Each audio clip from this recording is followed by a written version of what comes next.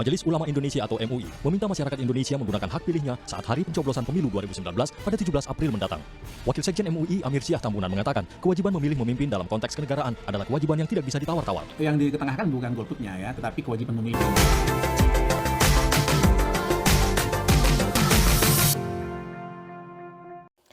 Benarkah elit PKS simpatisan IM, pemberontak Suriah dan HTI ada di dalam MUI? Artikel dari Nafis, guys. Selama ini MUI dianggap sebagai lembaga yang suci, sesuai dengan namanya, guys, Majelis Ulama Indonesia, yang merupakan kumpulan para ulama. Sehingga kesannya jika membahas tentang MUI dan orang-orang di dalamnya dianggap sebagai sebuah perbuatan yang tercela. Apakah orang-orang di dalam MUI itu malaikat yang bebas dari dosa dan kesalahan? Tentu tidak ya, guys. Mereka ini tetap saja manusia, sama seperti kita yang tidak luput dari dosa dan juga kesalahan. Di setiap tempat pasti ada yang namanya oknum, guys. Mulai sekarang kita juga harus mengubah pikiran kita ya, bahwa MUI bukanlah lembaga suci. MUI adalah sebuah lembaga swadaya masyarakat atau LSM seperti yang dimuat dalam situs mereka sendiri sampai tahun 2021 lalu. Informasi yang sama bahwa MUI adalah sebuah LSM ini juga dimuat dalam media nasional lain. Tapi lucunya, guys, jika sekarang kita membuka situs MUI yang beralamatkan di mui.or.id sejarah MUI, mereka sudah menghapus informasi bahwa mereka adalah sebuah LSM dan merubah menjadi wadah musyawarah. Apakah mereka sengaja menghapus informasi bahwa MUI adalah sebuah LSM dalam situs internal mereka? Apakah mereka berpikir dengan menghapus informasi bahwa MUI adalah sebuah LSM dan mengubahnya menjadi wadah musyawarah sudah selesai? Belum tentu, Ferguso. Kita masih bisa melacak informasi aslinya di beberapa situs yang merekam data di internet selama ini, guys. Informasi jejak digital bahwa MUI adalah sebuah LSM masih bisa dilihat di salah satu situs pencatat data internet. Yang mirisnya lagi, guys, entah berapa banyak uang hasil sertifikat halal yang seharusnya masuk ke kas negara, tetapi malah masuk ke kas LSM bernama MUI ini. Inspektur Jenderal Kementerian Agama Muhammad Yasin pada tahun 2014 silam yang mengatakan bahwa pemasukan yang didapat Majelis Ulama Indonesia atau MUI tidak bisa dipertanggungjawabkan. Badan Pemeriksa Keuangan atau BPK dan Inspektorat tidak bisa mengaudit MUI, kata Yasin.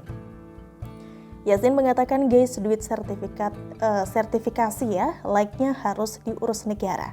Pemasukan sertifikasi halal juga seharusnya masuk penerimaan negara bukan pajak, sehingga otoritas sertifikasi halal wajib diaudit secara berkala. Pejabat MUI yang juga ayah kandung Ahmad Riza Patria atau Wagub Jakarta saat ini ya, mengakui bahwa SBY yang memulai dan selalu mengalokasikan 3 miliar rupiah per tahun untuk dana operasional MUI selama masa pemerintahan SBY.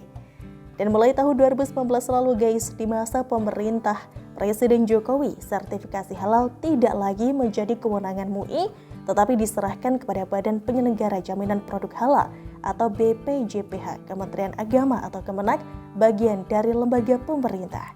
Apakah ini sebuah kebetulan jika ada oknum petinggi MUI saat ini yang nyinyir terhadap pemerintahan Presiden Jokowi karena mereka tidak bisa lagi menikmati uang masuk dari sertifikat halal dan tidak lagi menerima uang sebesar 3 miliar rupiah per tahun seperti di masa pemerintahan SBY? Lalu, guys, bagaimana dengan pengurus MUI saat ini? Kita sangat bersyukur ya ketika mengetahui Din Syamsuddin dan geng 212 terdepak dari kepengurusan MUI saat ini. Baguslah orang seperti Din Syamsuddin yang pernah hadir dalam acara HTI, namanya tercatat dalam daftar terduga pengacau, pernah meminta rakyat Indonesia untuk memaafkan Soeharto. Bahkan dia setuju jika Soeharto yang merupakan diktator terkorup sedunia diberikan gelar pahlawan, terdepak dari MUI. Setelah diselidiki, guys, ternyata ada elit PKS atau partai oposisi ya dalam kepengurusan MUI periode tahun 2020 sampai 2025 saat ini. Petinggi MUI dengan PKS, partai oposisi. Dalam situs tirto.id, kita bisa melihat ada nama Dr. Haji Ahmad Heriawan LC, MSI alias Aher, yang menjabat sebagai salah satu wakil ketua Dewan Pertimbangan MUI periode tahun 2020 sampai 2025, guys. Informasi yang sama bahwa Ahmad Heriawan alias Aher ini masuk dalam kepengurusan MUI saat ini juga dimuat dalam media lainnya. Dan dari situs resmi milik PKS, Aher ini sekarang menjabat sebagai salah satu wakil ketua Majelis Syuro PKS, petinggi MUI dengan tokoh IM.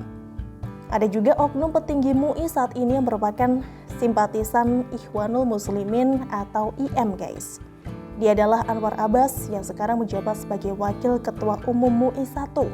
Anwar Abbas ini pernah meminta penghargaan Nobel Perdamaian yang diterima oleh Mohamed El-Baradei dicopot. Karena menurutnya, El-Baradei ini adalah salah seorang tokoh utama di balik penggulingan Presiden Mursi yang terpilih secara sah dan juga demokratis. Meskipun linknya sudah dihapus dalam situs internal Muhammadiyah, tetapi jejak digitalnya ini masih bisa dilihat guys.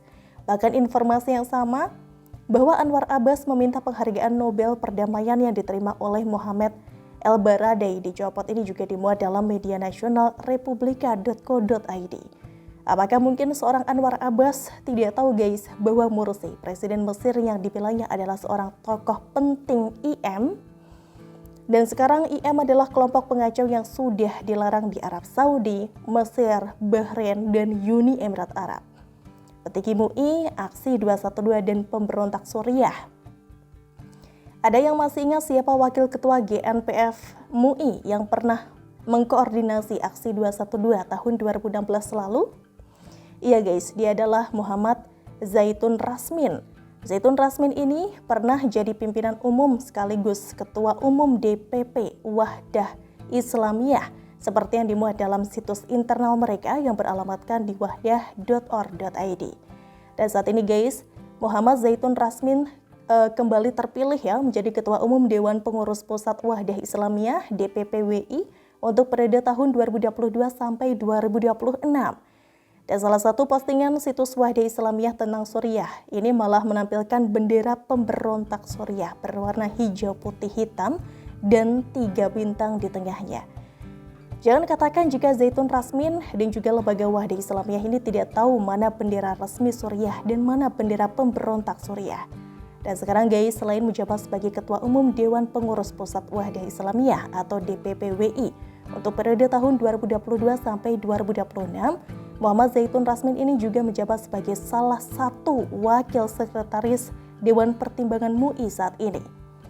Jangan katakan jika MUI Pusat tidak tahu ya, bahwa Muhammad Zaitun Rasmin ini pernah menghadiri acara pengumpulan dana bagi Palestina dan Suriah di Masjid Baitul Ihsan Bank Indonesia atau BI pada November tahun 2015 lalu karena Zaitun Rasmin saat itu menjabat sebagai Wasekjen Bidang Ukhuwah Islamiyah MUI, sekaligus sebagai Wasekjen Bidang Hubungan Luar Negeri dan Kerjasama Internasional periode tahun 2015 sampai 2020.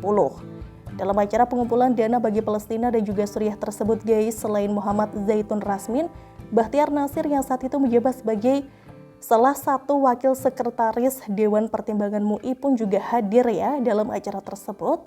Yang sangat mengejutkan tentu saja dua petinggi MUI hadir dalam acara pengumpulan dana tersebut. Dan salah satu petinggi MUI memegang bendera pemberontakan Suriah itu guys. Apakah sebuah kebetulan jika Zaitun Rasmin yang menjabat sebagai Ketua Umum Wahdah Islamiyah, lalu situs Wahdah Islamiyah tersebut memposting bendera pemberontak Suriah dengan Bahtiar Nasir yang memegang bendera pemberontak Suriah? Tidak guys, keduanya adalah petinggi MUI periode tahun 2015 sampai 2020 dan keduanya adalah petinggi GNPF Ulama. Bahtiar Nasir adalah Ketua GNPF Ulama dan Muhammad Zaitun Rasmin adalah Wakil Ketua GNPF Ulama saat itu. Sungguh mengerikan bukan? Dua petinggi MUI hadir dalam acara pengumpulan dana Palestina dan Suriah dan salah seorang petinggi MUI memegang bendera pemberontak Suriah. Petinggi MUI, Aksi 212 dan HTI. Nah, yang terbaru guys, koordinator lapangan Aksi 212 yang katanya untuk membela agama atau azan yang salah melakukan gerakan sholat ternyata adalah salah satu petinggi MUI saat ini bernama Fikri Bareno alias Buya Fikri. Dia ini menjabat sebagai salah satu wakil ketua Komisi Pemberdayaan Ekonomi Umat MUI periode tahun 2015 sampai 2020 guys. Coba saja perhatikan ya dengan seksama halaman 9 file PDF tentang susunan dan personalia pengurus komisi-komisi Dewan Pimpinan MUI periode tahun 2020 sampai 2025. di situs internal MUI yang beralamatkan di mui.or.id.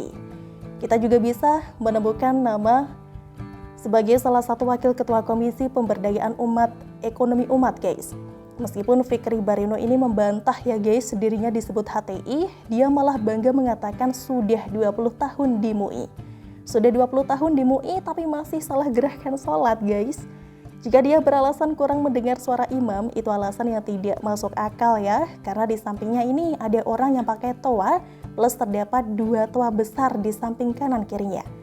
Terserah dialah ya, membantah dirinya bukan HTI, tapi kita masih bisa melihat jejak digital postingannya yang menyerukan untuk memperjuangkan khilafah di situs milik HTI. Bahkan kita juga masih bisa melihat guys, jika dia membantah mendukung pembubaran Ormas HTI dalam situs ini.